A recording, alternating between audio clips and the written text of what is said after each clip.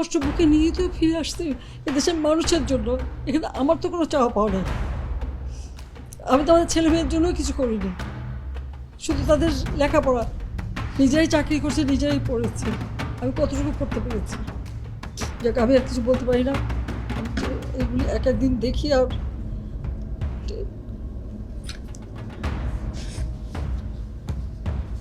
কিন্তু আমার দেশবাসীর কাছে আমি বিচার চাই।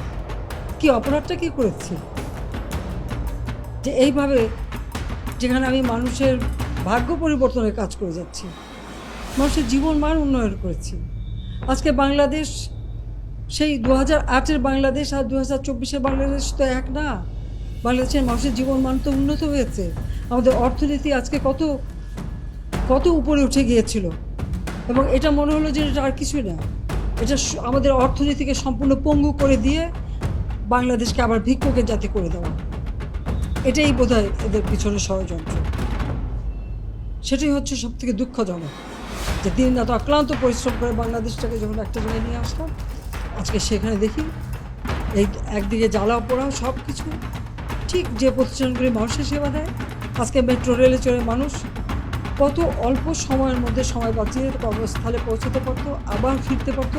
সেখানে ছাত্ররা, চাকরিজীবী, সাধারণ মানুষ সবাই তো যেতে পারত। সেই স্টেশনগুলি পুড়িয়ে এখন ট্রাফিক জ্যাম, মানুষের কষ্ট। আমি তো কষ্ট লাঘব করেছি, কিন্তু যারা এইভাবে আগুন দিয়ে পুড়িয়ে মানুষের সে কষ্টে আবার ফেলে দিল, তাদের বিচার দেশের মানুষকে করতে হবে। আমি খালি সকলের সহযোগিতা চাই। আর এইভাবে মায়ের কোল খালি হোক এটা আমি চাই না, কারণ আমি তো বাবা মা সব হারিয়েছি। আমি তো জানি হারাবার ব্যথা কত কষ্ট, কিন্তু সেই কষ্ট বুকে নিয়ে তো ফিরে আসতে এদেশের মানুষের জন্য। এখানে আমার তো কোনো চাওয়া পাওয়া নেই। আমি তো আমাদের ছেলে মেয়ের জন্য কিছু করিনি, শুধু তাদের লেখাপড়া। নিজেরাই চাকরি করছে, নিজেরাই পড়েছে। আমি কতটুকু করতে পেরেছি, কিন্তু আমি দেশের মানুষের জন্য করেছি। আজকে অন্তত মানুষের ভাত কাপড়ের ব্যবস্থা, চিকিৎসার ব্যবস্থা, তাদের কাজের সংস্থা সবই তো করে দিচ্ছিলাম। যখন আমরা একটা উন্নয়নশীল দেশে মর্যাদা পেলাম, তখনই এই তাণ্ডব করে ঠিক যে জায়গাগুলি মানুষের সেবা করবে সেই জায়গাগুলিতেই আঘাত। কোটা সংস্কার আন্দোলন, কোটা তো আমি বাতিলই করে দিয়েছি।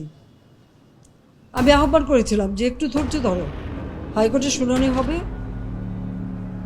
হাইকোর্ট যে রায় দেয় না, তারপরেও এই আন্দোলন আমি আজকে এই যে এতগুলি মানুষের জীবনের ক্ষতি হলো, এতগুলি পরিবার ক্ষতি হলো, এর দায় দায়িত্ব কাদের? আমি দেশবাসীর কাছে সেই আহ্বান জানাবো যে এই ধরনের ধ্বংসযজ্ঞের জন্য এই দেশকে নিয়ে আর কেউ চালাতে না পারে। আমি সকলে সাহায্য চাই। আমি চাই না এভাবে মায়ের কোল খালি হোক আর এভাবে মানুষ অসহায় হয়ে পড়ুক। এই হাসপাতালটাই তো আজকে আপনারা দেখেন কত সুন্দরভাবে করে দিয়েছি। কিছু নেই হাসপাতালে, একটা লিফটও ছিল না আমি যখন সরকারে আসি। আর সেই এই হাসপাতালও আমার আব্বা স্বাধীনতার পর জাতির পিতা বঙ্গবন্ধু শেখ মুজিবই করে দিয়েছিলেন। আমি সেটা উন্নতি করেছি বলেই তো আজকে চিকিৎসা দিতে পারছি, নইলে এত রোগীর চিকিৎসা দেওয়া কোনোদিন সম্ভব হতো না। তো আমার কি এটাই অপরাধ যে আমি মানুষের জীবন মান উন্নত করার জন্য কাজ করেছি, আর সেই জায়গাগুলিকেই হামলা করতে হবে? কোভিড-19-এর সময় যেখানে আমরা সব থেকে ভালোভাবে মানুষের চিকিৎসা দিতে পেরেছি, সেই কোভিড হাসপাতাল সেখানে আগুন দিয়েছে।